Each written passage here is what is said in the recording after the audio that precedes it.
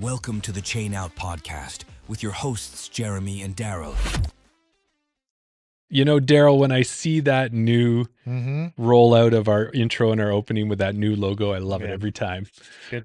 Hey, everybody. Welcome to Season 2, Episode 96 of the Chain Out Podcast. And Daryl, we are just, I might need help with the math here.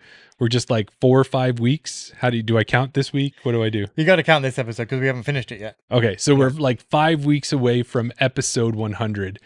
And I find it hard to believe because like this 100 episodes of Chain Out Podcast plus Around the Basket plus fantasy picks plus everything else we've been doing. That's crazy. 100 weekly episodes. Yes. Yeah. Yeah, it's coming up.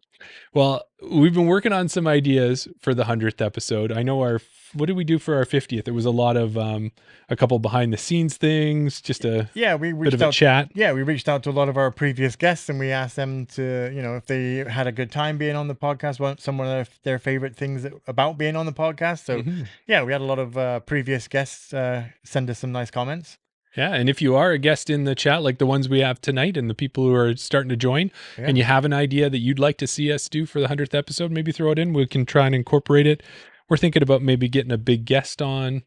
Well, should we give them our top 3 ideas, top 3 or 4 ideas that we've kind of put out there so far? Go ahead. So we had the idea of getting a 1, 2, 3, maybe some big name guests to kind of help us celebrate the 100. Somebody had mentioned to me before that for the 50 episode, or maybe it was even on our way down to Lethbridge last year, we did kind of an Ask Me Anything. Right. So we got questions from the listeners, but that was questions from the listeners, and it was kind of like what are our 3 favorite discs? And it was like, oh, these are mine. Jeremy, what are yours? But somebody had said that what we should do is do a Jeremy interviews Daryl, Daryl interviews Jeremy style. So like we're each other's guests, so we can come up with our own episodes. Are you really sure you want me to do an origin story for you? Oh, that would be good. Yeah. So yeah, we had the Ask Me Anything one, or the interview. Yeah. Big name guests. Just an Ask Me Anything could be an Ask Me Anything. Yeah. Did we have another thing? We were toying with the idea of doing somewhere live, but I don't think we've got enough time to organize it and whether we can actually get people to show up and maybe our top 5s, or we talked about. Oh, the clip show. Yeah, kind of that decided. Kind of But let us know in the chat if you. Sam is saying a live round stream. Oh, live round. Oh. We did talk about that. That one would be a challenge, but we could probably do it. We'll think about it. It's a good idea. That is a good idea, but we'll see what we can do about that. So if you've got any ideas, drop them in the chat. So tonight, Jeremy, we're excited to bring 2 guests on the podcast.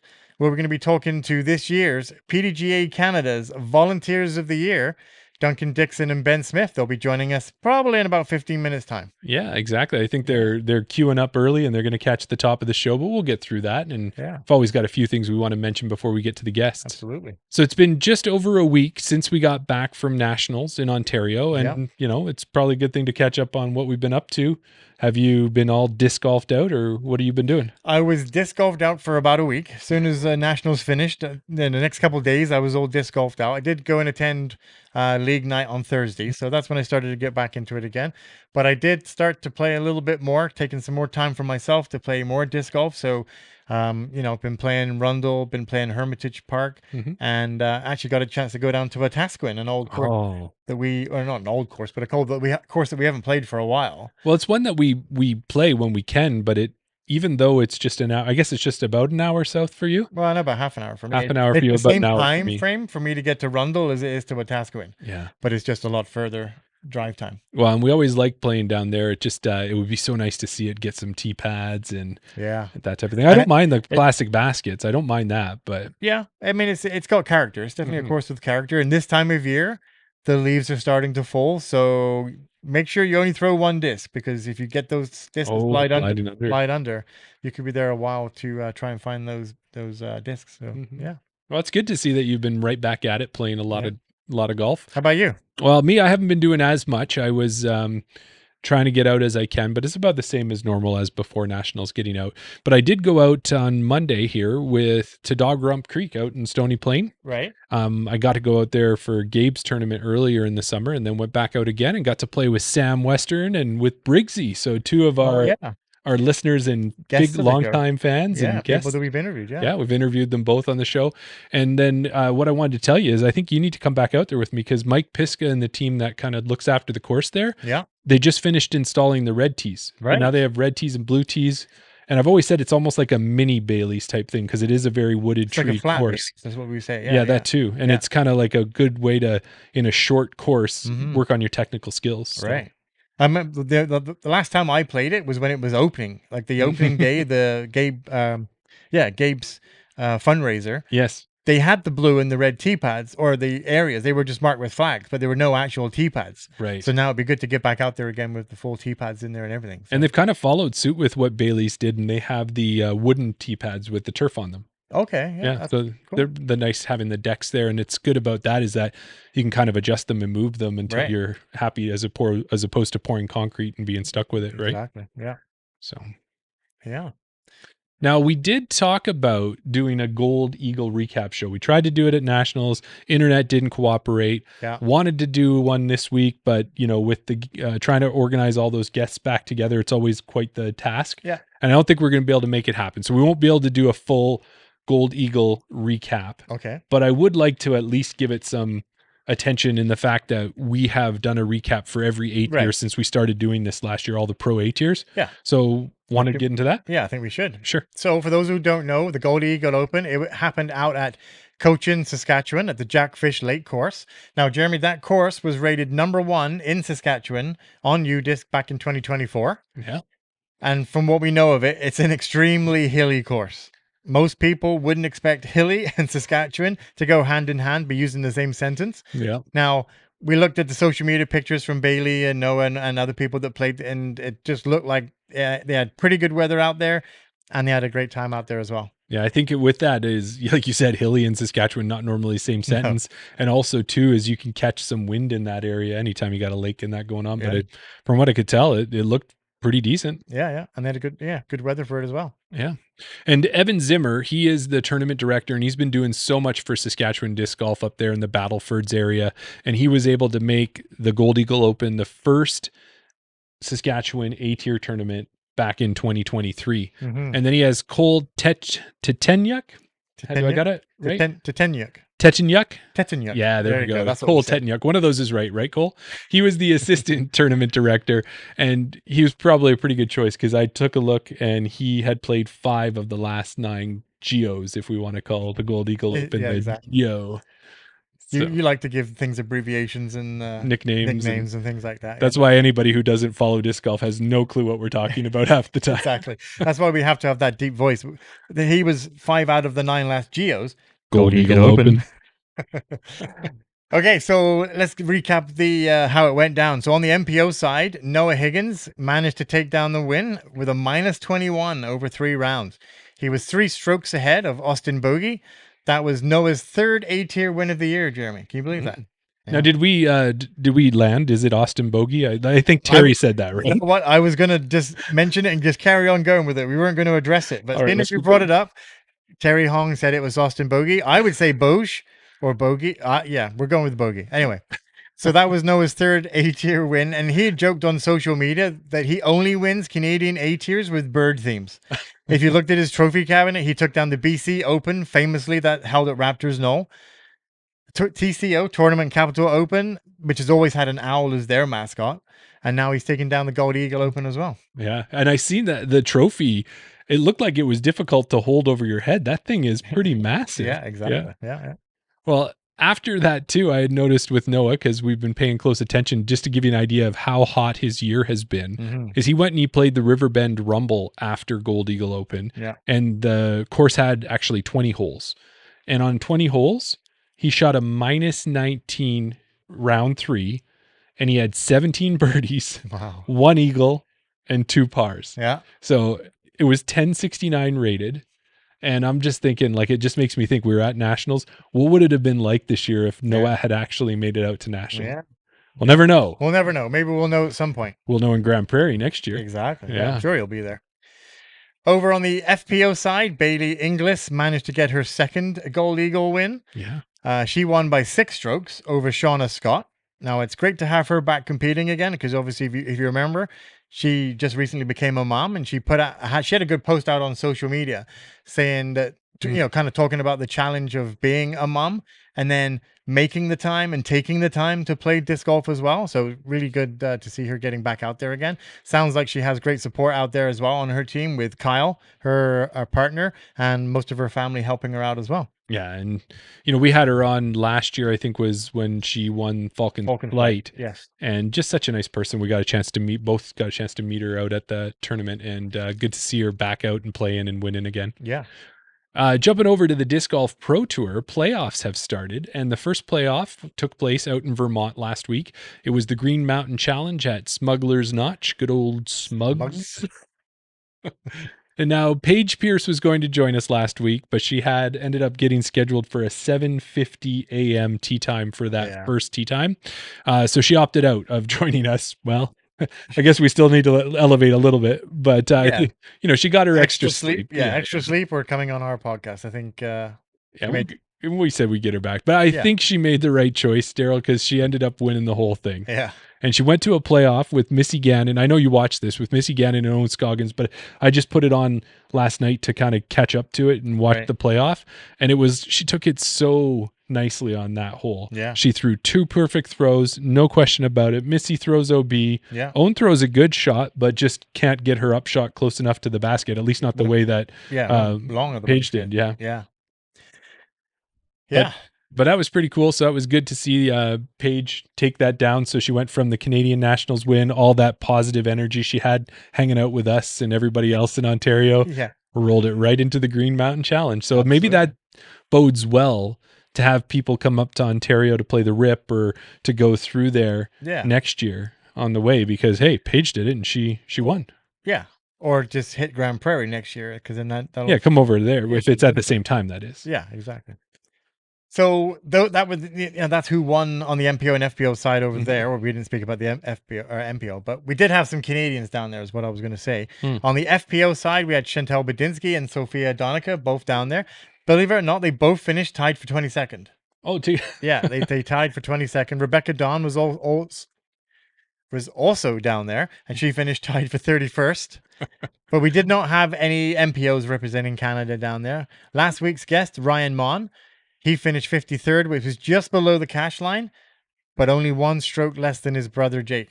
Oh, yeah. That was I was today years old when I put together the fact that Ryan and Jake were brothers, right? Exactly. Yeah. But no, that's pretty cool that even in that whole tournament, they still finished 1 spot behind each other. Yeah. So I guess no matter what happens, that's bragging rights for Jake now. Is that what it is? Yeah, probably. Exactly. Did you know that Paul Ulibarri and Pete Ulibarri are brothers as well? That one I knew. Yeah, that one's a little more well known. Right. Well, let's talk giveaways. We are currently doing we did the Limber Open giveaway, the hat finally went to Case Swirls. Did we give that to her, or we still got to catch up to Kristen? I have it in my vehicle. Yeah, she hasn't been getting out and playing. She's studying and she's doing lots of other things, so she hasn't been out on the course, and I haven't seen Tim out there. So once I see them out there, I will get it to them. Yeah. Yeah, but now we are on the Falcons Flight giveaway, which has both this Innova flight towel with the awesome picture of Jordan that Jordan Alway took last year with the the Northern Lights in the background there over by Sunset Hill. And then we also have a pound fanny pack. So a 1 pound fanny pack. Yes.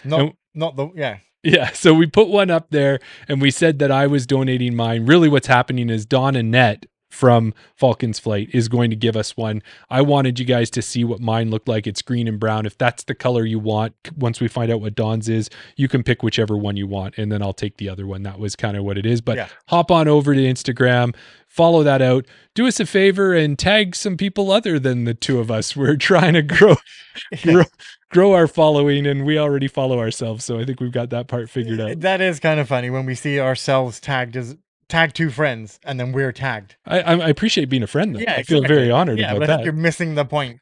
But yeah, anything you can do to help us continue to grow. We want to get some more YouTube subscribers as well. We would really love to get to 500 subscribers. Yeah. Give away our 500 subscriber giveaway, maybe by our 1,000th episode or 100th episode. 1,000th. Imagine when we do get to 1,000 episodes. I don't think we'll be alive by then. I don't know how long that would take us to get that. I think we'll give it a try. Yeah. We got two major sponsors of the podcast. That's BR Disc Golf, and you can get 10% off there by using the code CHAINOUT at checkout. And Brendan did it. Brendan McKinstry of BR Disc Golf. He was trying to get himself up to 1,000 Instagram followers. That's become a magic number because you can't go live anymore unless you've got 1,000 IG followers. He has gotten there, and he's given away now either 4 discs of your choice from his store or a $100 gift card.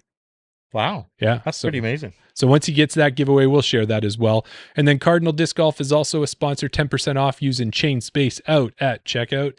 And get some cool threads, some cool gear. They've always got new ones coming out. Hopefully with the changes in tariffs, things are getting easier on that. I think maybe Cardinal jerseys are no longer on the naughty list when they released some of those things.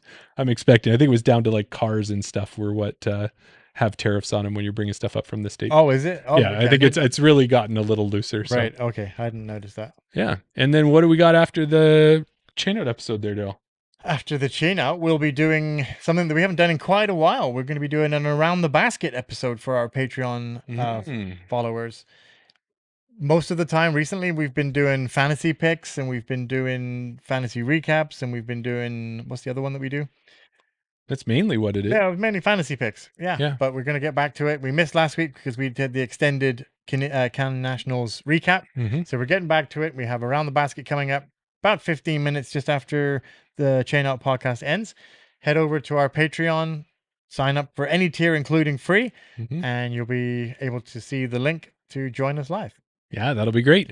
And I think we've done our top of show. And look at that, in record time, maybe just 1 minute, maybe just 1 minute later than normal. I'm good for it. Yeah, our guests are good to go. We are good. They're eating the peanut M&Ms as we speak. Nice. Well, tonight we are lucky to have 2 guests on the show. Between the 2 of them, they have been PDGA members for 43 years in total. Over that time, they have competed in MPO through to MP50. And not only have they competed, but they've also helped shape and grow disc golf in the Maritimes. Their efforts over the years have earned them PDGA Canada's Volunteers of the Year award this year. Let's welcome Duncan Dixon and Ben Smith. Hello. Hello, gentlemen. Hey, how are you doing? Good to have you here. Good to be here. Good to be here. Yeah, perfect. Well, thank you for staying up late to join us tonight. So is it correct? Let's get it straight here. Duncan, you're in New Brunswick, and Ben, you're out of Nova Scotia? That's correct. Yes. Yeah, perfect. So, Duncan, let's see if I can just start with you. PDGA says you're from Olac, New Brunswick. I'm not sure if I'm saying that right. And when Jeremy did his research, he looked at it on the map, and honestly, it looks like Olac is just a huge clover leaf on a highway with a truck stop. Is that a little bit of a build it and they will come sort of situation? That's really accurate about where I live. Yes. I live a little off. No, that was a neat, huge city in that area. Yeah. I didn't see the city. I guess it's coming. It's on its way. Well, it is not. No, it's not. Well, guys, that's awesome. Well, at the start of our interviews, we always like to find out how our guests got into disc golf. And on the Chain Out podcast, we don't just come out and ask you. We create this wildly fictitious origin story. We base it on a movie. You and the listeners can guess what movie we are referencing. And then after that, we'll get the real story from you. And I really kind of stretched with this one, Daryl, because I wanted to get a story that I could try to incorporate both of you into. So hang in there, boys. Here we go. All right. Maybe you both grew up with the 2 loves many great Canadians have: hockey and beer. Although you lived in the best region of Canada, the Maritimes, you felt there was still something missing.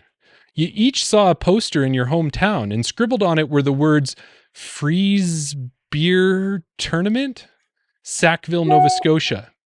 When you arrived in Sackville, some hoser handed you a frisbee instead of a freeze beer. Now, Duncan deftly threw that frisbee further than any other player, and he heard a voice behind him say, "Beauty shot, eh?" Turning around, it was Ben. And what started out as a strange quest for free brew turned into a love of disc golf and a lifelong friendship. Maybe that isn't quite how you guys got into disc golf, so why don't you tell us how it really happened? Well, Give I'll go yeah. first. Yeah. All Yeah, right. either So, one could well, go first for sure. We'll help you guys out with the other questions, but this one, just take it any way you want. I'll go Go first. ahead, Duncan. The beautiful part is my connection to, or my start in disc golf actually happened from a couple of Albertans. I was living in British Columbia, and like all good Maritimers, I left the Maritimes to find work and fame and fortune. And I was running a little summer camp in the middle of the Caribou in BC, and I hired a couple of guys from Calgary, Jeff Penton and Pat McKinnon, and they when they showed up, they said, "Hey, can we build a disc golf course?" And I was like, "Sure." Like, sounds like a fine idea. And they put flagging tape on trees, 2 pieces of flagging tape, and on made 18 holes. And I would say today that course would still stand up as being fun to play. And we just played it all summer. Literally, I still own it somewhere. It's a like 110-gram frisbee, and I was Wow. like, "Wow, I don't need a disc golf disc," but played it all summer. We're totally addicted. And the very first time I saw a basket was when I went back into Vancouver after the summer to go to my office job, and I went to Mundy Park and just Right. became an old OG member of that club, and it's still one of the great clubs of in disc golf to this day. But I went from there. Within a year I won the BC Amateur Championship. 1 year later I won the Pro Championship, and just started going crazy. I traveled down to the States. I did all those fun things that people do. And eventually in 2000, that was in 1998. And then Okay. Wow. eventually in 2004, I moved back to the Maritimes. And a few years later is when I met Ben. And that's where our paths crossed when I think it was 2007 or 2008. And the story's not really far from yours as far as we met in a snowstorm. My wife actually there was no disc golf at all. And I was, kind of bummed, and I was half getting ready to try to start something, but then I didn't really have the motivation at the time, just starting a new life back in the Maritimes. And my wife handed me a newspaper that said disc golf comes to Amherst, Nova Scotia. And I went, I think it was 2 days later, and it was like, it was a ridiculous snowstorm. Like, it was just like the worst timing ever. But we played about 3 or 4 holes before the storm shut us down, and we ended up eating pizza in the back of this giant paneled truck. And we've been fast friends ever since. And, we both just as passionate about disc golf. So we just sort of, it went from there, Right.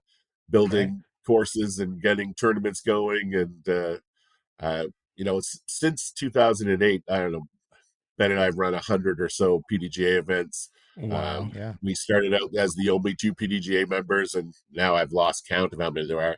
Now we have, a PDGA rep in each province. I was the PDGA rep for all 4 maritime provinces or Atlantic provinces for years. But now there's one in each province: Newfoundland, Nova Scotia, PEI, and New Brunswick. So it's just gotten bigger and bigger and bigger. And Ben, being a full-time course builder, he's built 57 or 60 course. I just played his latest, and it's unbelievable. So, Right. yeah, it's just still going from there, really. That's sort of how it all started for me. That's Yeah. awesome. And how about you, Ben? I mean, we really could be the Bob and Doug, so not far off. The frozen pizza frisbees is pretty astute to our first meeting. I actually found disc golf really randomly. I was at a concert in Denver, Colorado in 2001, and in the lot, somebody had a frisbee with the hula hooper on it. And at the time, I was doing a lot of stuff, really fun stuff with some Cirque du Soleil people, and I had been learning the hula hoop and hula hoop fire. And I was like, "Oh, Wow. cool, a frisbee with a hula hoop on it." And the guy's like, "Oh, you play disc golf?" And I said, "No, I've never heard of it. Tell me more." And he told me, and this is 2001, so we're like still paper maps kind of idea. He said Mhm. there's this disc golf course, told me roughly where it was at. I got up, I'm an early riser, but I got up, I was at the course by 7 a.m. with these 2 ridiculously terrible frisbees, of which I still have one. I played a whole round by myself, which is kind of a precursor to how I played most of my disc golf. And then I waited in the parking lot like a weird creeper for someone else to show up because I was like, I need to know what this is. And I played another 18 holes with a guy who threw an incredible forehand. And yeah, I was immediately hooked. And I would say within the first 2 holes, my thought was, I've got to bring this back to the Maritimes. I mean, this game is exactly what my origin story is. Free outside, highly competitive with myself, and just it felt like so inclusive. Even though I had known about disc golf for all of 12 hours and played it for all of 2, I was really kind of sunk my teeth in. And yeah, for those first 6-ish years, I played all over. I was working in and out of Vancouver. I was a regular at QE, and we decided to make the move back, not unlike Duncan, to the Maritimes, just for better kind of quality of life overall. And I thought, I'm bringing disc golf back. So I bought 9 baskets. I, lugged them back to the Atlantic Canada, and I built a 9-hole course on my family's farm.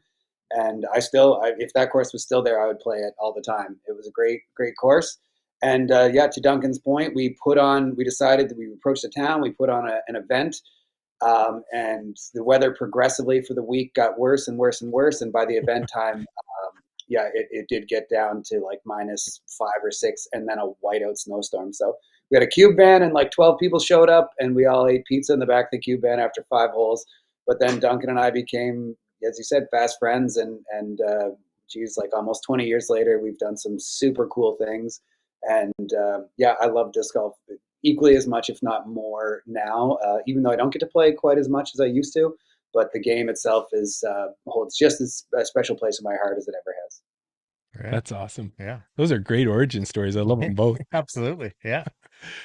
Well, Duncan, when I was doing my research, we've learned over the years that anybody who's been playing disc golf as long as the two of you have, the PDGA records are sketchy at best at times. But when we do look at the PDGA records, what they say are your first sanctioned tournaments were down in Florida in the early 2000s. And I was wondering, kind of, one, what brought you down to Florida to compete? And 2, dude, you were competing against Ken Climo in your first PDGA tournament I'm seeing there.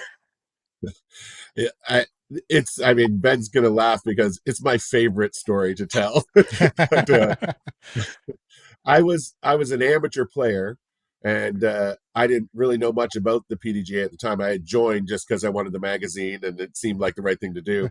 And I was looking to go and play a PDGA event. At the time, BC wasn't running any, and I looked around, and there was the Florida Triple Crown. It was a great event. And I kind of wish somebody was still doing something like it. We did one a couple of years ago here, but it was 3 A tiers in 7 days. So there was an A tier on the weekend, and then you had a day or two, and then there's an A tier midweek, and then an A tier on the other weekend. I said, well, if I fly down there, I had a cousin who lived in Florida, so I could get a vehicle. I said, I could fly down there, I can play 3 A tier events, and it'll be great.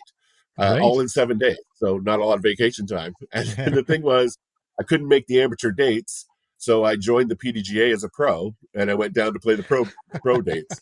And I figured, what's the worst that could happen? I'm going to finish last, but who cares? But the best part of that story is my first round, I teed off with Ken Climo. He was like, we were on the same card. Wow. And then in the second round, I was with a guy named Reese Sweeney. Now, I had a car and nowhere to stay, and he had places to stay and no car. So I was like, Reese Sweeney, Fly 18 Disc Golf out of California, like, we're going to be buddies. And he said, well, you drive me and you can stay with me at this place I'm staying. The place he was staying was Ken Climo's house. So I stayed at Ken Climo's house that whole week. Him and Dave Greenwell, and just all those old school OG disc golfers. That was my very first event. Like, I'm hanging out with all, like, fantasy, but and I've bet Ken Climo $5 around every time I've ever played against him, and I came within 6 strokes at De La Vega, I think it was, at the Masters Cup, and it was his worst round ever. But I was within 6.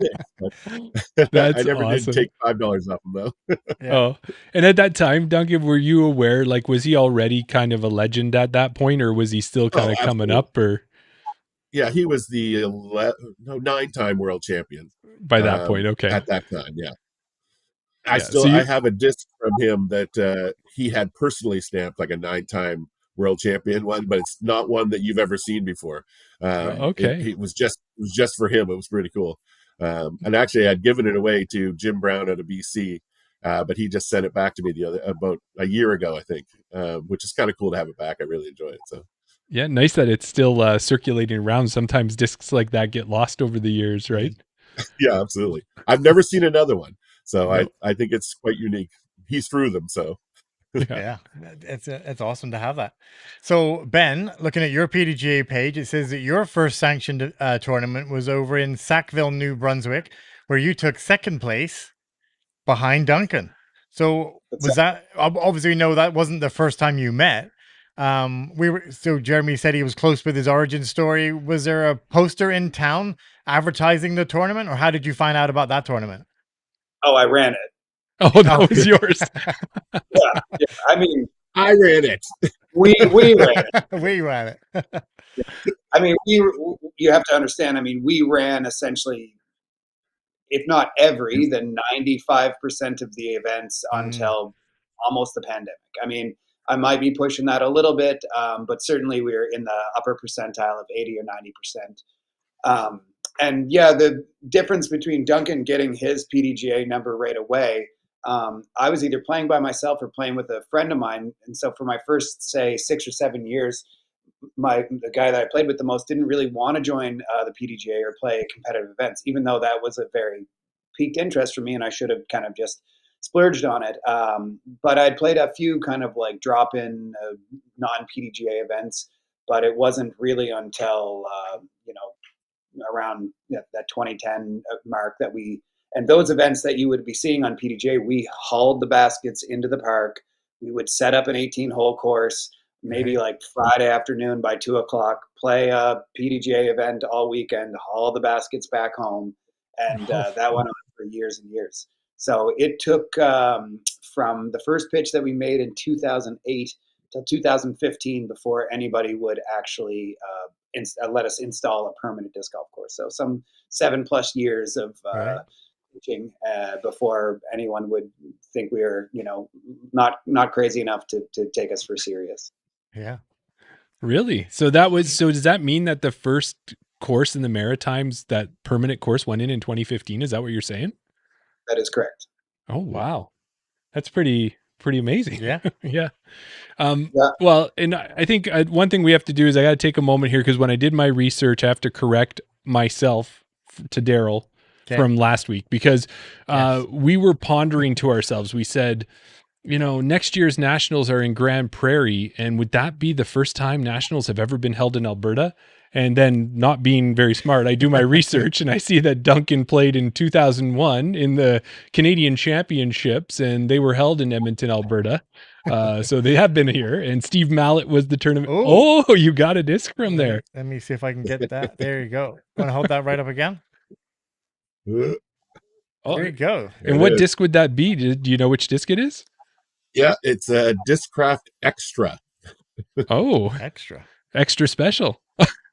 Yeah, it was special, I tell you. Well, yeah, I saw that Steve Mallett, and we've heard that name because he's a big name in Edmonton back in those days. He was the tournament director, and I'm gonna guess, Duncan, that one was held at Rundle Park. Do you remember much about that tournament? Or I was trying to think, like, I don't really remember the park. What I remember of it is the one that I played terribly, but also that there wasn't a single tree.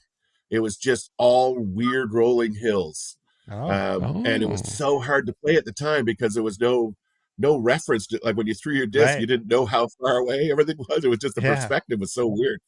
I was so used to playing in the woods.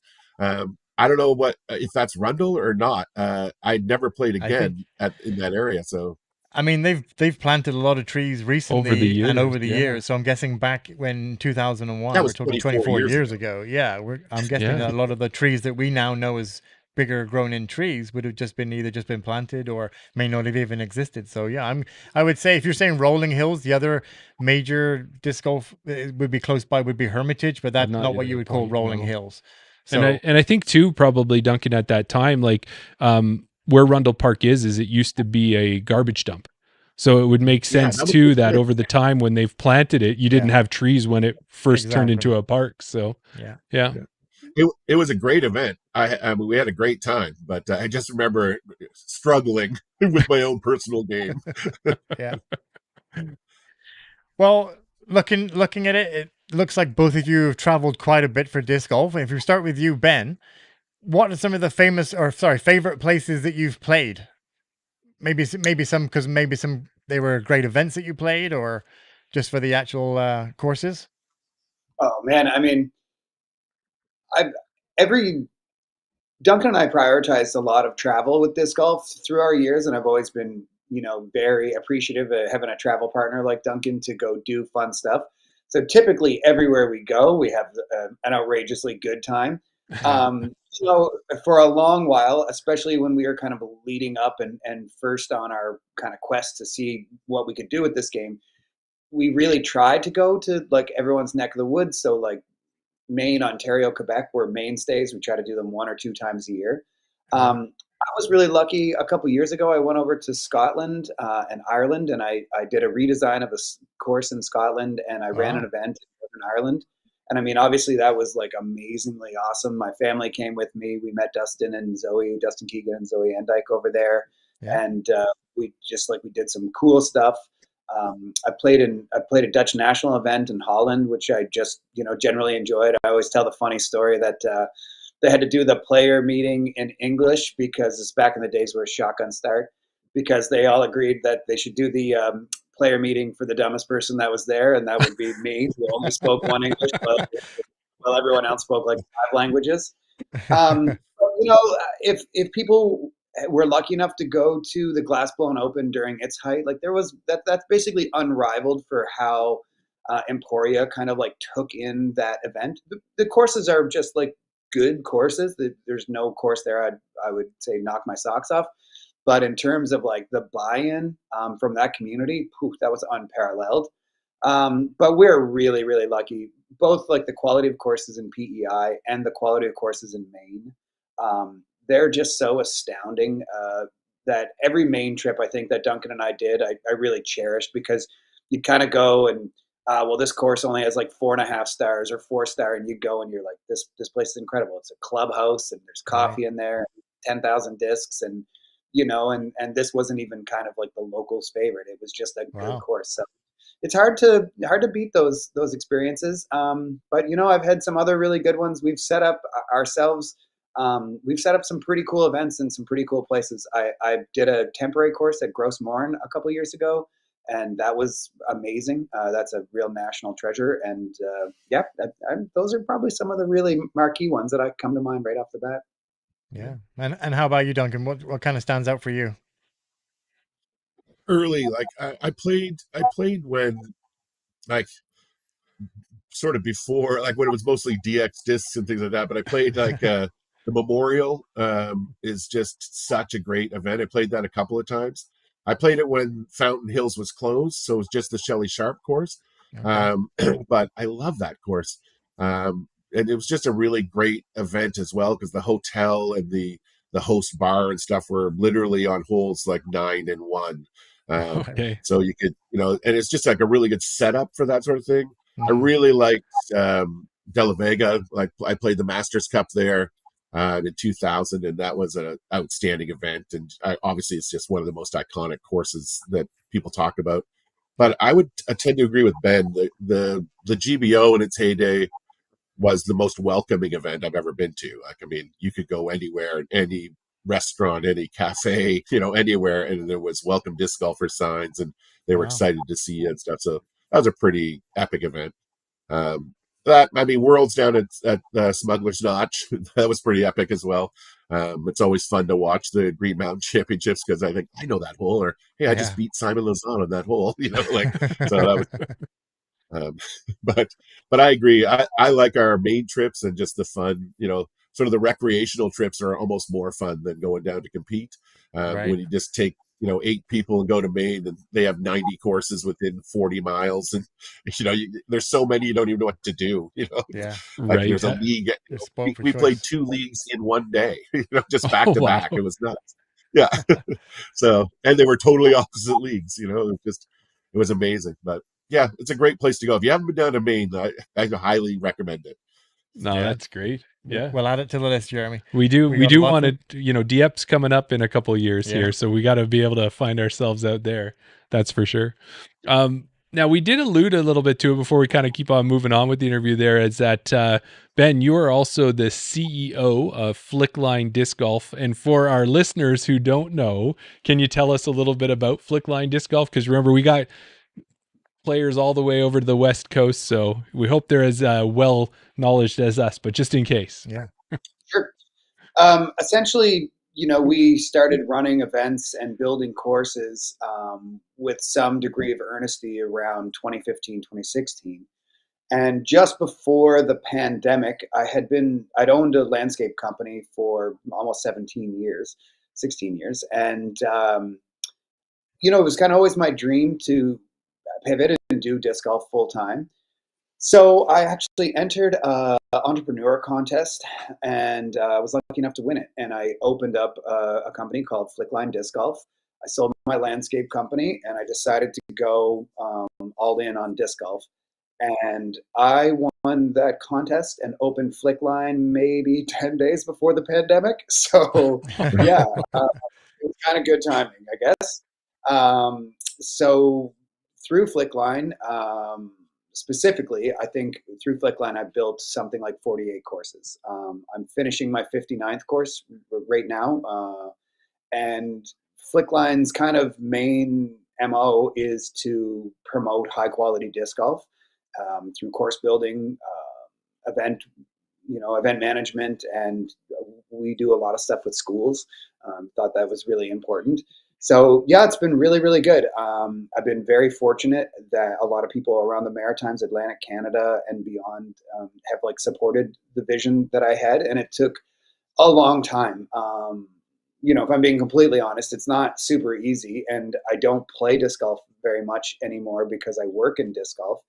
And right now, on the 2 courses that I'm building, I'm averaging, I think, 70 hours a week, and I have been since April. So it's just kind of whew, that's what I'm doing now.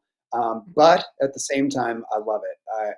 I've developed some practices through Flickline in terms of forestry management, event planning, and just kind of how the courses that I'm building now are so much different than even most of the things I've ever seen anywhere else. And yeah, it's really afforded me an opportunity to do something really kind of special. And as Duncan said, yeah, I think we're well over 100. I think it's 115 or 117 events now that we've run. All of the events, I don't take money for the events. I take all the money that we would generate from sponsorships, ace pots, things that don't get unclaimed, and roll it back into the tour. So we've tried to do things too where we leave legacy pieces behind. We've run some events in Newfoundland and a few other places where we try to leave them infrastructure from the event and the 5 national championships, 2 of them being kind of the COVID whatever satellite, whatever we call them. We felt like we've tried to leave the courses in better shape too, and help with the infrastructure there. So yeah, Flickline really kind of allowed me to specialize in disc golf, and I feel like we've done a pretty good job of trying to service the Atlantic region and the places that we can, be involved in. And I've done consultations with courses all throughout North America. And as I said, we've been in Europe a couple of years ago, and we've kind of got our eyes on some other projects that are simmering here and there. But yeah, it's been a really, really, really cool experience for me. And something that I don't regret doing, that's for sure. But it certainly presented a lot more challenges than I had anticipated. Let's put it that Yeah. Yeah. No, that's amazing. Just to have that wider breadth of touch and reach, the fact that you're in the Maritimes but you're going to Holland and you're installing courses, you go to Ireland and you put a course in over there, or alter a course out there, that's just amazing. And I also think too, from putting out baskets temporarily on a Friday night and throwing those out for a weekend tournament to now 59 courses under your belt, and to know that you have been instrumental, the 2 of you, to get the courses permanent in the Atlantic Canada and in the Maritimes as well. So Yeah, it's impressive for sure. Yeah. Are you able to say anything too, Ben? You said you had 2 projects on the go right now. Are those able to be talked about, or are they still kind of under wraps? No, we are ready. I will give you some really good breaking news here that you can share out. Yeah. We are building back-to-back courses at a facility called Ski Wentworth in Wentworth, Nova Scotia. The 2 courses are 45 holes. So there's Ooh. a 3-hole warm up, and then that splits you. After the 3-hole warm up, you can choose to play the red course, which is to the right. It's 24 holes around a mountain, up and down, Wow. and it ends up back in the parking lot, or the blue course, which is 18 holes. You could also choose to take the chairlift and play just 18 holes from the top to the bottom, or just take the chairlift up, play 19 holes around the top, and go back down to the bottom. And then we are ready. We are almost ready to open. If the fire ban, we had a woods ban here for almost a month in Nova Scotia, so I cautiously chose to not work in the woods because it was so perilous here for forest fires. Mm. And ethically, I just kind of couldn't get behind it. Although I did some modest work, but anyways, I would literally be sleeping to get up at 5 in the morning tomorrow because I'll put in another 14-hour day with the machines, and I'm so close to finishing all the tee pads. I've given about 20 people a sneak peek. Duncan was one of them at the 2 courses, and it's being really well received. It is, I would say, without a doubt, my best work. We managed the property completely different in the last 4 or 5 years post Fiona. I no longer think about what is the best disc golf course. I think about what is the healthiest piece of land. So we brought in really specialized machinery. We used we performed some forestry services. You would not know that we had machinery all throughout that property. So we managed about 78 acres, and it is a gem. I can say that I've played about 50% of the courses in Canada, and I'm quite confident that when we open, we'll be a top 10 facility. And I think within 2 years, we're 1, 2, or 3 somewhere on the list. And on October, well, towards the end of October or very 1st of November, my good friend Simon Lazat's going to fly up, and he and I are going to design the gold layout on top of the blues. And so we will have 36-hole Supreme layout on that course that will be open and ready for next summer. And I'm really proud of the work that we've done so far. We had Paige up earlier this summer. She did some consultation with me, and we're looking at another project. But I have my eye on a couple things that I don't want to get into too far, but I am still committed to kind of running these events. And I'm trying to push the limit a little bit of how disc golf starts to marry into the kind of professional side of event management, and that we work more with the provincial and federal governments in the sport tourism industries. Our national championships are the only national championships in Canada that are solicited by the clubs. Everybody else's national championship would go out by the tourism departments would bid on national championships and then divvy it out to spaces and clubs. And I think disc golf can benefit a lot from taking that model. And I think some of the events, our national events have gotten so much better since, I started to attend them in 2013. And that's a testament to how many amazing people and volunteers, but we are stretching ourselves really thin. So I am trying to think about some of those things, what fair compensation is and how to do that. And so these courses in Wentworth are just, every day that I go to work, I honestly can't believe it. And, I could share with you, I don't take very many pictures, but the 10 I do have are amazing. There's just so many cool things, and I really can't wait to show it off and share it with as many people who want to travel and see it as possible. I would say your enthusiasm that's coming Yeah. through is just it's got me excited. Like, I'm already thinking, I don't know if you're thinking what I'm thinking, Daryl, and I'm like, 2028 Canadian Nationals. I think we've already got a landing place for you. I'm just amazed that we're often so happy when we see that there's a new course going in Alberta. Like we just had a new one just south of us, and it's like, oh, we got another course, we got one more course. But to have a course that has options, like not just one course, but it has possibly 3 or 4 different layouts on it, and you can play this, you can play that, you can play all of it, you can play top to bottom, bottom to top, like just to have that many options. And then people were saying in the chat as well that we love the fact that you're thinking about the land and that your perspective has changed since the events in the past, that now you're looking at what's the best for the land and everything like that. That's just amazing. It's such a different perspective to have on a disc golf course layout. Yeah. Yes. There'll be 5 unique layouts, and the layout, if you chose to take the chairlift from the bottom and just play the top 19 holes, that which is at the top of the mountain, that'll be called that layout will be called peak disc golf.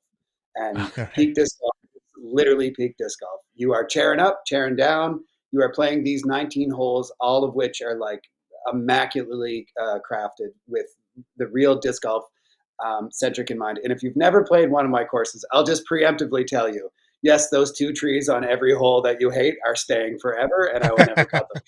So yeah, there's 1 tree too many on every hole, and that's the way I like it. I haven't really done a lot of research, and Jeremy, you're normally the research guy, but maybe we can ask you, Ben, because you've designed so many courses. You mentioned about taking the ski lift or the chair lift up to the top to play the peak course. Would that be considered, or do you know if that's one of the highest courses in Canada? I doubt it, because the Maritimes are extremely low to the ocean. So okay, I guess, but I elevation think from sea level, foothills of Alberta probably are supersede our elevation over sea level. Right. And I do believe there is a couple, maybe Mount Elliam in Quebec, and I'm sure. Gross Mountain. Gross Mountain, Whistler, Squamish. All of those would be higher. Yeah, there'd be a lot more. I guess what I was thinking was the distance traveled from the ground to the actual course, not above sea level. Can you tell that's an off-the-cuff question? Exactly. That's fine. And it is a mountain, but I do walk it sometimes 3 times in a day. So that's what kind of a mountain it is. Yeah, it's not a pleasurable walk, but it is still a doable walk. I'll leave the research to you, Jeremy. Well, Duncan, Ben said you had a chance to play it. What were your initial thoughts? I know it's kind of tough when you've got the designer right there looking at you while you talk about it, but what were your thoughts on it? We've been keeping track. 203rd course that I played, but there's at least 5 holes on that course that I've been thinking about ever since. And it takes a lot. Like I've seen thousands of disc golf holes, but the 2 par 5s I think are perfect. They are perfect par 5s. And I don't say that lightly, because generally I think people add a par 5 because they think they need one, and usually they do a kind of a poor job of designing them. And I think that, like there's been several examples. I'm sure you guys have played a par 5. They're like, really? You just stretch this out to make it longer. But these ones truly are great par 5s. Like you can dissect them beautifully, and it was just a pleasure to play. But there's a couple of top of the world shots too that, there was one I was nervous to throw, and I haven't been nervous to throw a disc in decades, but it was a lot of fun. So yeah, I had a ball. And I don't know. I think that's awesome. Yeah. Well, you got us pumped about it. Mm-hmm. And, we just came off of going to nationals in Ontario and getting a chance to play 4 of their great courses there, privately owned courses, ones that the owners really care about it and they're maintaining it and really put some thought behind what it would be like to have nationals out there, and did a lot of work for it. Now, you guys kind of took that on as well back in 2019 when you brought Canadian nationals to PEI. I'd like to know a little bit more about how that came about and how you guys, New Brunswick, Nova Scotia, but yeah, let's do nationals in PEI. How did we get to there? We're all like, this is the Maritimes, right? Like we're that Cloverleaf where I live. I'm 8 minutes from Nova Scotia. I live in New Brunswick, and I can get on the PEI bridge in half an hour. So, okay.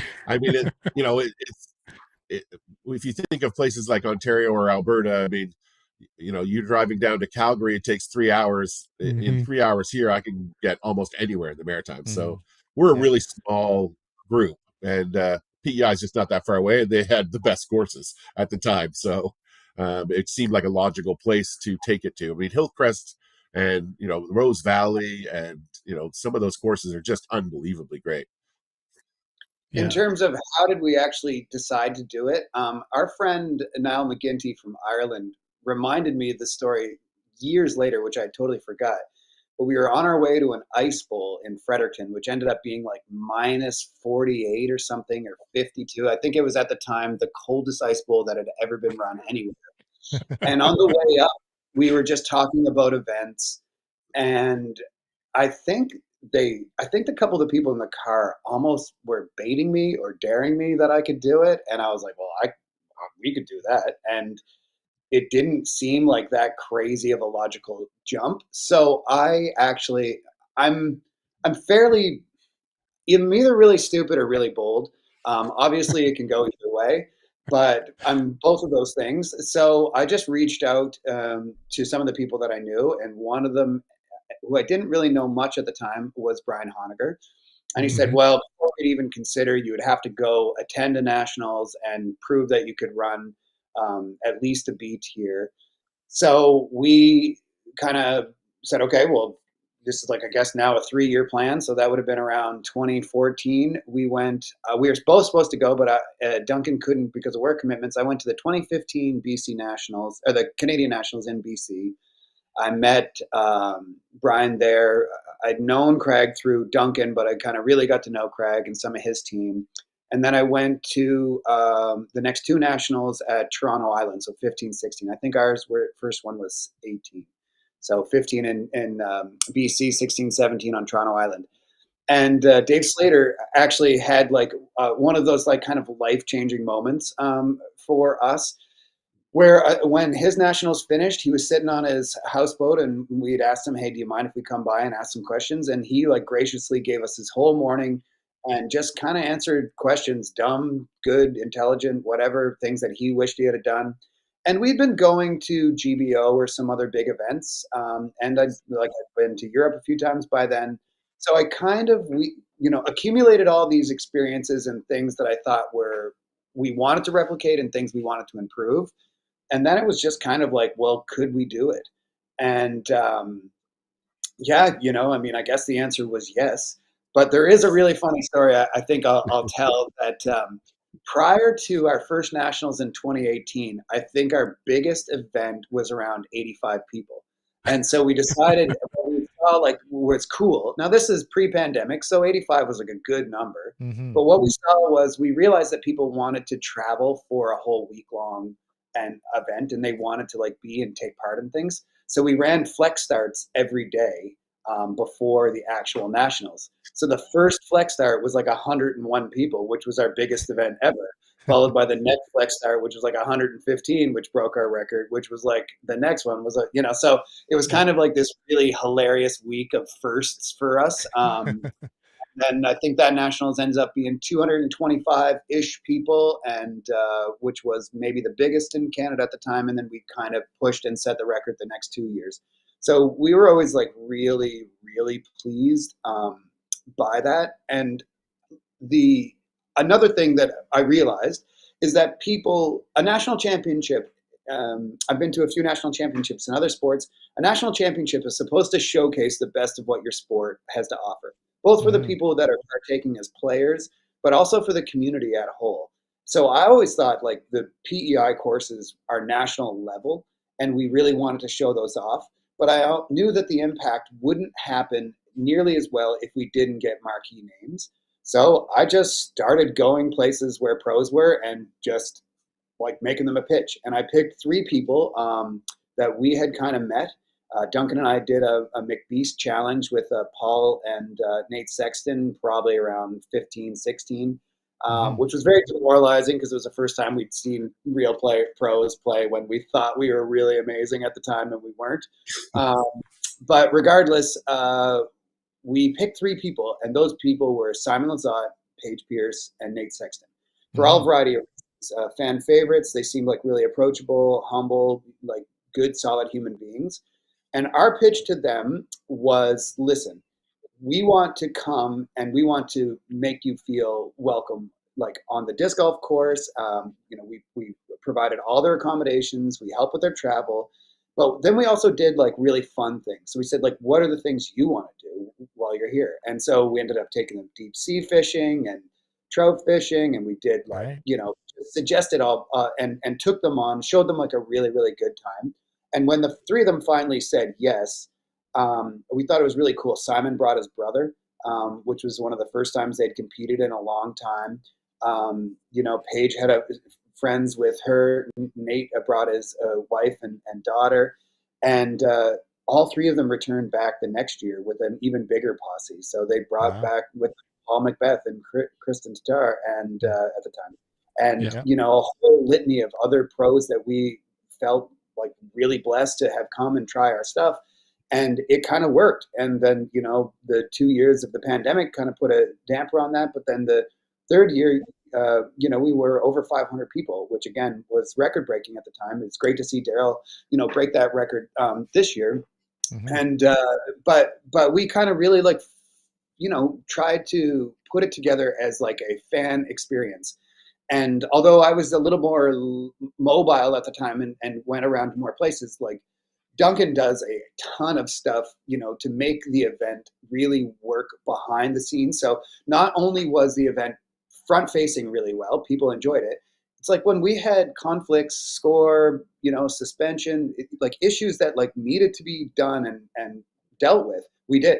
We dealt with them oftentimes within like an hour or like, Right.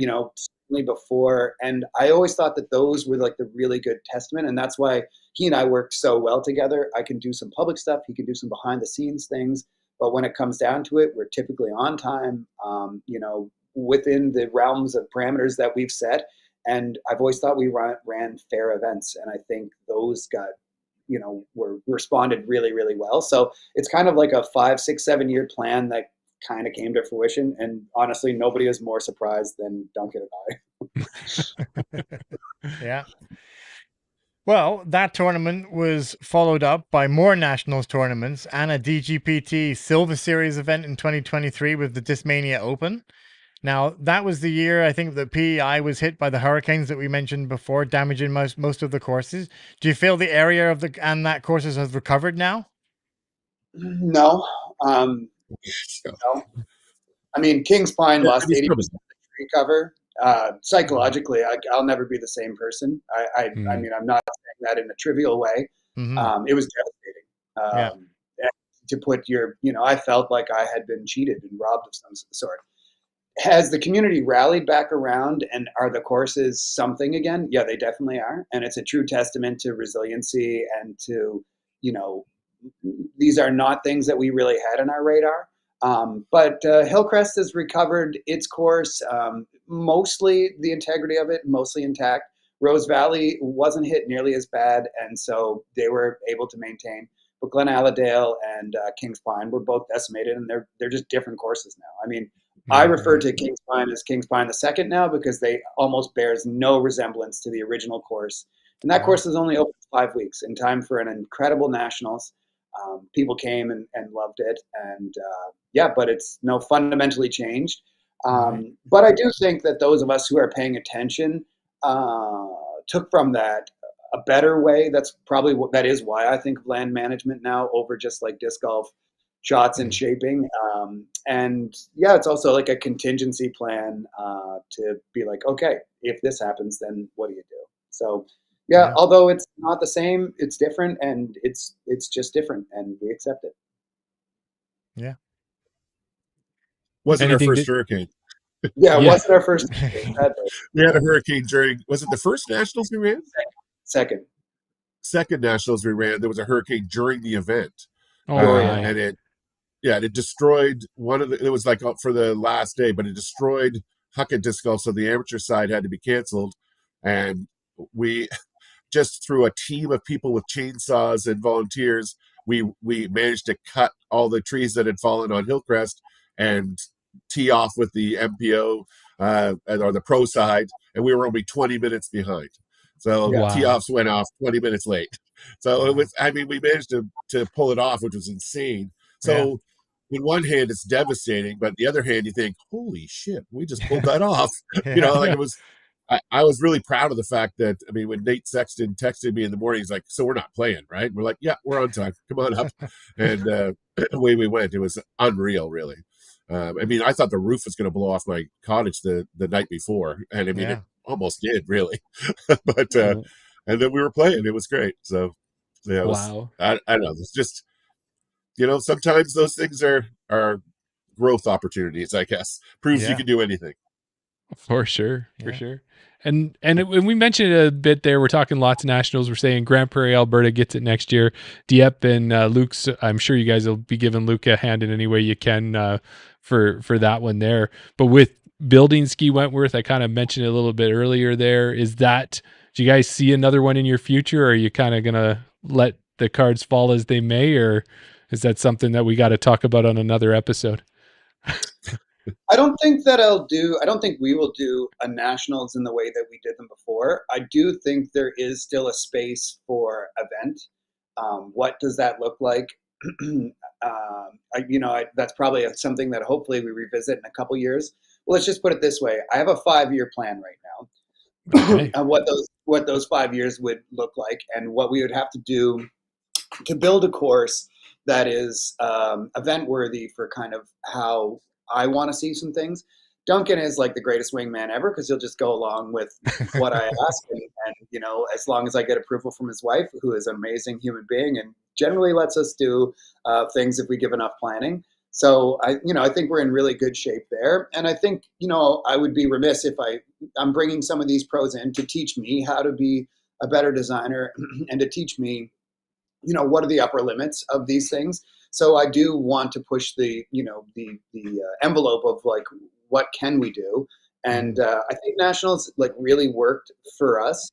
But I'm happy to support Luke, and I think I'll be kind of boots on the ground for some of the tweaking of designs for some of his courses. But I have something kind of in my mind that I'm working towards, and I think I just got to let time play it out. All right. Well, Keynote and after we hours. Stay tuned. also, way back when we first got together, we were laughing, saying, won't it be great when, we're not running every single event, we don't know every single person's first and last name, and, we're not taking on all the responsibility. And now there's enough people in the Maritimes that that's in fact true. Like, we don't have to run it all anymore. And Luke and his team are great. Like, they run a fantastic event. I have no doubt that Nationals will be a top-notch event. But there's also lots of other TDs and stuff that are coming on board. So we're at that point where I go to an event in the Maritimes now. There's half the people I don't know who they are, and which is really Yeah. exciting because when it was used to just be Ben and I, Yeah. So it's really exciting to see that portion of it. So I keep pushing Ben to do Masters Worlds. I'd really like to see that event come to the East Coast. So I think we can get it, but I just got to keep needling him until he thinks it's his idea, and then he'll come to me and say, "Hey, why don't we do Masters Worlds?" And I'll just agree. So, Yeah. but it'll be great. Yeah. Yeah. I love it. So stay Getting tuned a for that little one. bit of an insight here. Yeah. Yeah. Oh, this is very much how it happens. It wouldn't be the first time going around that loop, hey? Yeah. That's right. That's right. So I just wanted to switch gears a little bit here. We mentioned it at the top of the show that this year, the both of you were awarded the PDGA Canada's Volunteer of the Year award. So first off, congratulations to both of you. And then secondly, what does it mean to each of you to have this honor bestowed on you? Duncan? I mean, I was really humbled. I think it's really nice after 20 some years of I mean, and all disc golfers listening to this podcast and watching this on YouTube know, like, it's all volunteer hours. It's just Yeah. you put in your time. You're dragging out those baskets. You're putting on events. You're trying to get people into the sport. You're teaching at schools. You're doing all these things. It felt better than I even thought that it would to I really like the little obelisk they give you. It's like the Hall of Fame or World Champion obelisk, which is great. So that feels really good. But it's just nice to be recognized. And it's funny because Craig Sheether and I started playing at the same summer camp, so that our origin story is the same. And he was the first recipient last year, so it's a nice crowd to be in. Yeah. The three of us, we've worked coast to coast, and it's just, I don't know, I felt very honored. I was very happy to receive it. Good. Yeah. And how about you, Ben? Obviously, yeah, it's very humbling. I'm always, kind of generally surprised when anyone acknowledges a thing that you've done. I think that is a really wonderful thing about being human is when someone sees and really acknowledges you. And so, yeah, I'm deeply, deeply grateful for the opportunity. I am sad that Duncan and I weren't able to go to nationals. For me, like the building schedule is so insane in the summer that it's like ridiculously hard to, slice that away. And I do feel like since the pandemic, I've not been able to see as many of the disc golfers around Canada that I really, really enjoy. And I think it's like a really great thing to honor other people and to go to their events and take part. So I am sad that we missed kind of the in-person and to just be able to kind of share that gratefulness with some of the people. And, I'm even grateful to be on this podcast and share, because I think it is great that we are honoring our volunteers, and it's great that we're putting these out. I'm really hoping that we can kind of like go to that next level as a game. Because, I've said it a lot, like I can't remember the last time I heard about a hockey rink that was being built and they had to make a call out for people to come in and put the boards up. It's like a really unique thing that disc golf, you build a course and it's like, well, this will only work if people volunteer 1,000 hours a month for in perpetuity, Right. and although I love that, and Duncan and I were just at a course opening last weekend, which was my 57th course, but it is like, oh my gosh, the volunteers there knock it out of the park. The opening day was amazing. We didn't have to do anything. We just competed in a fun doubles event. We were on the same card. We had a great time. It was a throwback. And and so I am really I'm really honored that so many people find their place. And all four of us on this call, like disc golf is a part of our identity. And, we've tried to, sing it from the mountaintops of just like come out and try it. But it is the greatest gift that I ever can receive. And this award is amazing. It truly is. I'm very thankful. The greatest gift I ever receive is like the days when I go to a course and I work like on a Tuesday afternoon and nobody really knows that I'm there. And I just see the random people coming through the park, playing by themselves, playing with their dog, playing with their wife, their girlfriend, their friend, whatever. And you're just like, cool. That's it right there. It's just like that person's life is fundamentally different because they have a disc golf course, just like the four of us had a fundamentally different experience because there was some place with weird baskets in a park that I could just go and throw a frisbee and not feel like a total weirdo, and was like, I'm going to come back tomorrow and be slightly better than I was today. And that was like all I needed for 20 years. And Yeah. so the fact that Duncan and I have been able to like provide that for other people in any modest sense that's a gift. Every day, that's a gift. Oh, so well said. Yeah. Yeah. And I think, guys, I would say as well as Daryl and I being kind of pandemic era golfers and being way out here in Western Canada, it's a bit of a testament to say we're new to this sport. Obviously we're doing the podcast and we've been trying to reach coast to coast, but we knew who you guys were. We knew the efforts you were doing, even as brand new disc golfers. And we're so excited to hear that you were awarded this award, and Craig last year as well. Like we're really recognizing who has gotten disc golf to the point in Canada that it is, that we were able to join it in this boom, because I don't think there would have been a boom if it wasn't for what you guys have been doing over those years. So thank you Exactly. so much for all of that. Did you have more on that too, No, Daryl yeah, Dollar? just exactly what you were saying. Yeah. Yeah. It's the reason why we're playing it is because you guys are putting all the efforts and all the man hours and everything, like you said, into it. So, and then hopefully, us doing the podcast will hopefully reach other people and get them into it as well. So everybody in the community, that's everyone's number one goal, right? Is to keep growing the community. 100%. I just, from a person with a little bit of foresight, I would just say the next big thing though is we need non-disc golfers in our game. We need some structure people. We're cannibalizing our own here, and like I can't tell you the first 20-ish courses. I don't know that I made $15 off of, and like that's not sustainable. I'm insane, and I kept with it. And like I know lots of the guys in Alberta who put in time and sweat equity in BC, and some places organize their provincial bodies better and they get some funding and do some things like that. But like I really, really hope that we can just kind of get over this little crest that we're at, because the pandemic was amazing. Growth happened, so great, but we didn't necessarily grow the structure as well as the people. So for every 100 new players, there wasn't 10 new TDs. There wasn't 5 new course builders. you know, and so we put a lot of stress on that. And I don't mean that in a negative way. I just mean like there is worth to this game. It is one of the best investments a municipality can make. And I think we can get away from it just being a passion project and say, look, this has real value. Like, look at what we do. Look at how we clean these parks. Look at how many people are fit and healthy and have a social life. And, you know, so anyways, I'm preaching to the choir here, I know, but it's just something I think about a lot. And I really, really hope that we can just continue to find ways to expand it in a really healthy and sustainable way, because the game is amazing. Yes. Absolutely. Yeah. Here. Well, great way to cap it off there, Ben and Duncan. And I'm going to get to a point. I always like to educate Daryl a little bit towards the end of the episode. I need so, education. Daryl, I want to let you know, because, you know, you were from England before, not as familiar with Canada. So have you heard of the Confederation Bridge that the guys were talking about? I have heard of it. All right. So it's an engineering marvel, 12.9 kilometers spanning from New Brunswick across the Northumberland Strait all the way to PEI. It is considered the longest bridge in the world that crosses ice-covered waters. Now, before the bridge was in place, most people just took the ferry. I did it when I was a kid. When I moved out here in 93, I took the ferry one time. Red sand, it's amazing. Yeah. But could you imagine that? You jump on the ferry and you take it all the way over to Prince Edward Island? Speaking of islands, Daryl. You've taken a relaxing cruise, however the ship goes down. You manage to swim to an island, and fortunately for you, there's an 18-hole disc golf course. Which 3 discs are you taking with you on the island?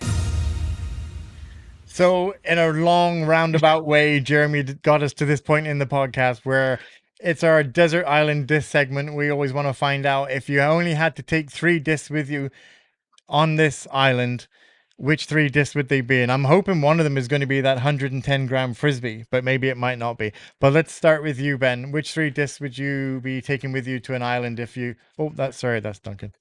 The buttons are close together. Ben, which 3 discs would you be taking with you? I struggle with the third disc. I'm taking an FD and a judge for sure. Okay. An FD. Now, I've gone back and forth for the last 2 days on what's the third disc that I'm taking, and I feel like I'm just talking myself out of it. I'm taking a Firebird. I mean, it's an amazing disc. You can forehand, you can thumber, you can roller, you can do some cool stuff. And what more do I need? You know, those are 3 amazing discs. I could play 100 rounds and probably shoot better than I can with my whole bag. Yeah. So a judge, an FD, and a Firebird. Those are 3 good picks. Duncan, what about you? Yep. It's just because Ben can't throw a mid-range to save his life. I would take a judge as well, and a San Marino rock, and a prototype Champion Glow turn. Right. Okay. No questions about it. Okay. I think that's the first mention that we've had for a turn. We have had the San Marino rock before. Yeah. What is it about that one, Duncan, that people who have played for a while, they really gravitate towards that disc? It's just the most versatile of all the rocks. I mean, and DX plastic for a mid-range, like at a rock especially, they beat in so beautifully. I have my very first disc golf disc was a San Marino rock, and I still have it in my bag to this day. And I can throw it flat and easy, and it goes beautifully right. But then I have a brand new San Marino rock. I mean, well, a 1998 brand new San Marino rock, and it goes dead straight. And then you can go with your other rocks like Rock X and all those things if you need a left turning rock. But they're just for straight shooting and right turns. There's nothing compares to it. They're great. Well, there you go. I have a lifetime supply, so.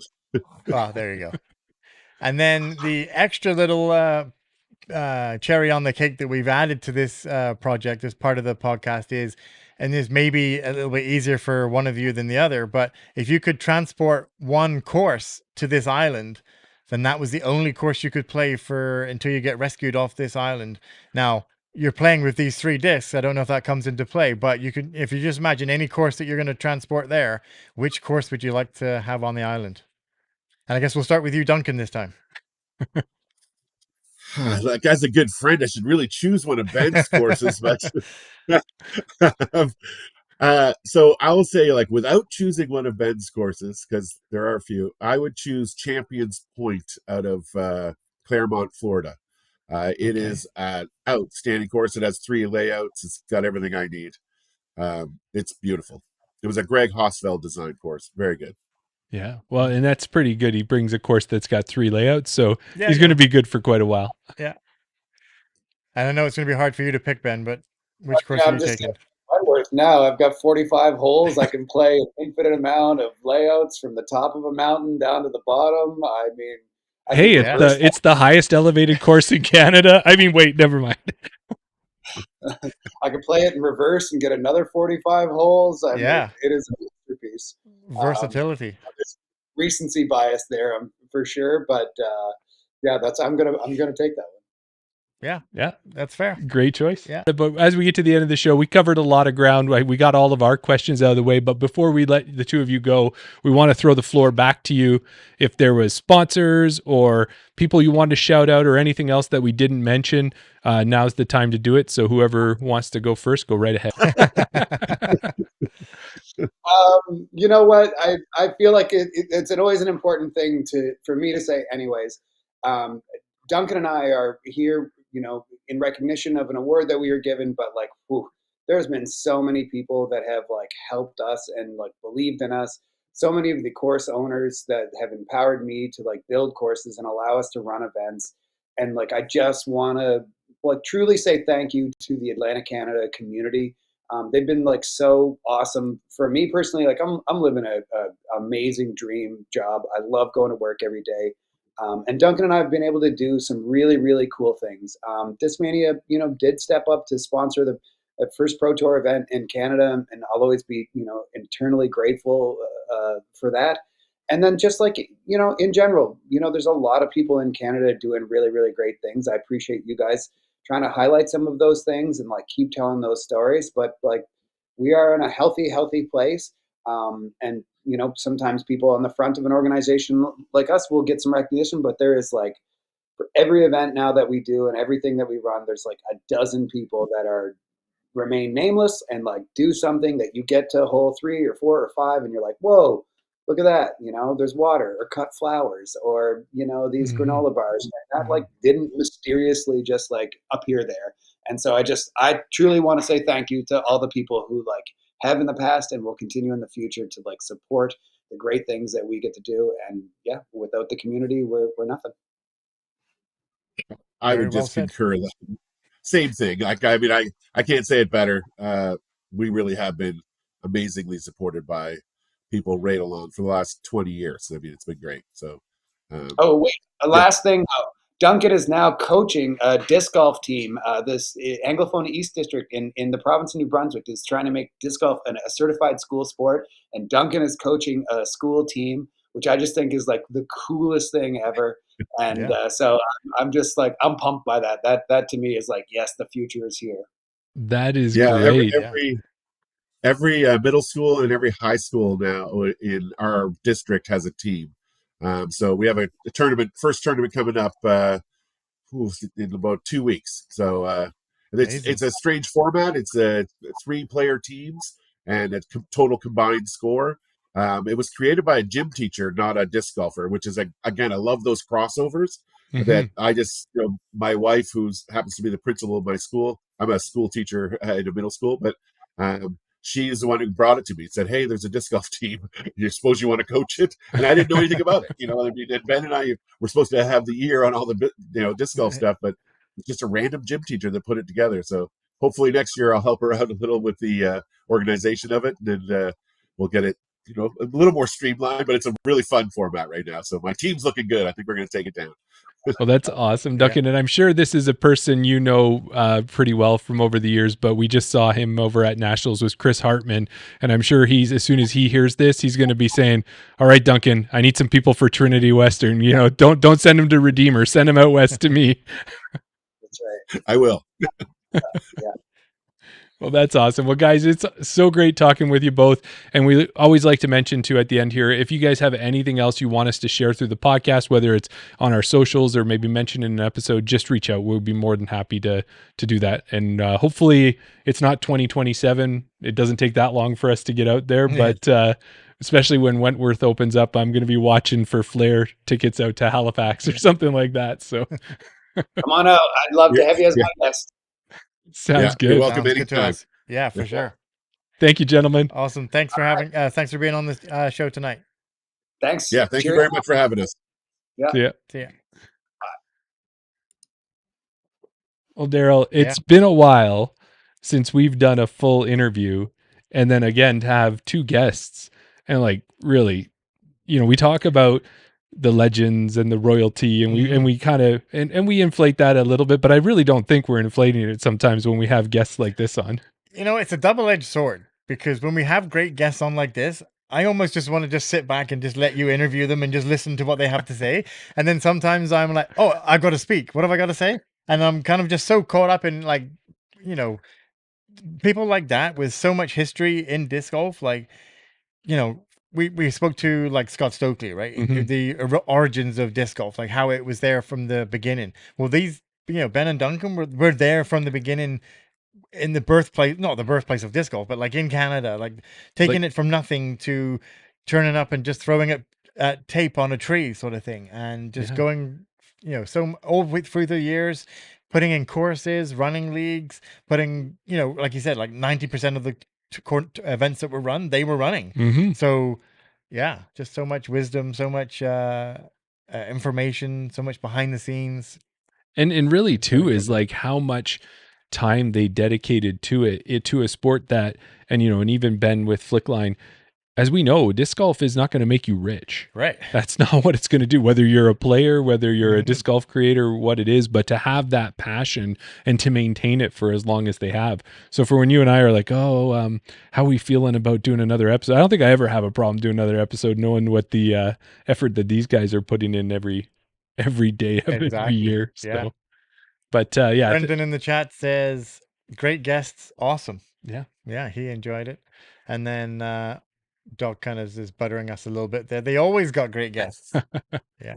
Well, it's pretty easy. Well, I guess sometimes we're thinking about who to ask and bring on, but we also have a pretty fairly robust list because there's that many great people in there. But this is the top of the top, these two, and they were very well deserved in winning the award. So hopefully a lot of people will get to see this episode or listen to it afterwards when we get it out on the audios on the podcast there. So you know how you kind of made a point saying that maybe that course wasn't the highest elevation, and you kind of keep ribbing me. I was giving you. I always like to give you a little bit. So let me just say, yep, disc golf didn't make Paul Macbeth rich. Okay, so there's a handful: Paul, Simon, maybe Paige, Kristen. Yeah, there's a few people out there's there a handful of money. people. Yeah, it's the 1%, I think, in that case. Yeah, exactly. But at this point here, we appreciate that you enjoyed the episode, and if you enjoyed it, let's get you subscribed on YouTube. Get out there, hit that subscribe button, ring that bell, put a comment, put a like, tell your friends to do the same, make up fake accounts. We really don't care how you do it. Just help us get some subscribers. We're at 452 the last time I looked. I don't want to get the giggles right now, but we had 452 subscribers last time I looked, and we were really good to get to 500 in the next 5 episodes for that 100th episode.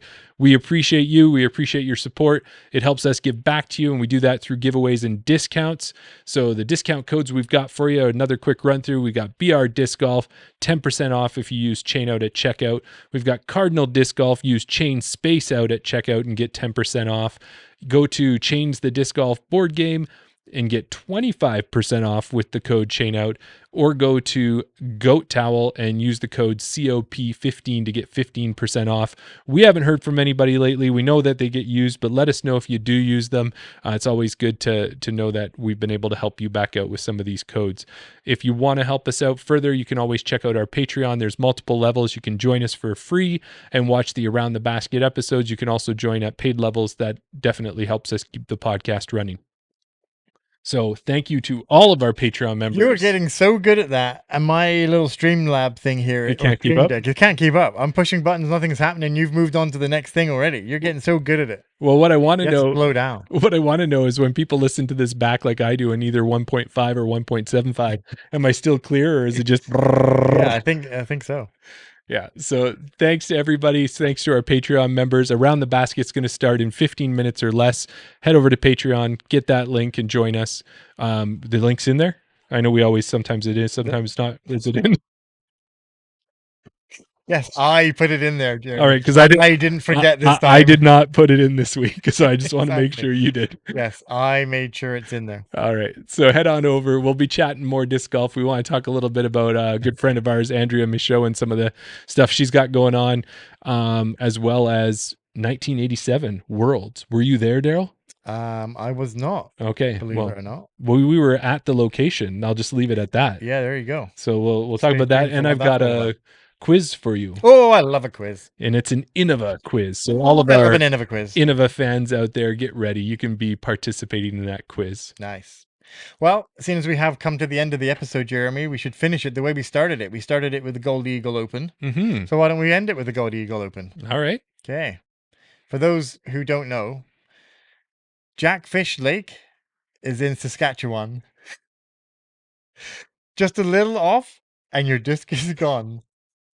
Hills and rough, are you tough enough to cash birdies all day long? So deep. You can look at the layout, which can help, no doubt. Putt at the chains and do not complain when your discs will certainly chain out. Thanks, everybody. Thanks. Talk to you later.